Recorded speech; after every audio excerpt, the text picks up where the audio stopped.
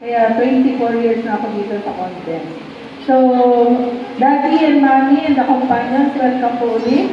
At kasama natin itong mga nanay at tatay ng aming mga scholar. So, ilan sa kanila din ay tumutulong po sa inyo para masuporta yung pag-aaral ng mga bata. So, simula ngayong month na to, kami yung inyong makakasama. At makakasama natin sila tuwing unang linggo. Kasi ang meeting po na sa kanila ay una, first and third.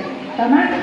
So, every first week, sila yung makakasama ninyo or makakasama natin.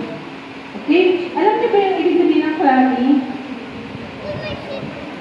Actually, acronym siya. C-L-A-M-I. That's Italian word yun. But in English, sila yung tinatawag namin mga lay collaborators or partner ng DBMI sa aming mission. Sila yung pinaka-third order ng aming congregation. So kung merong mga hilig sa inyo maging katulad nila, you are welcome. Kasi ilan sa kanila ay retiring na.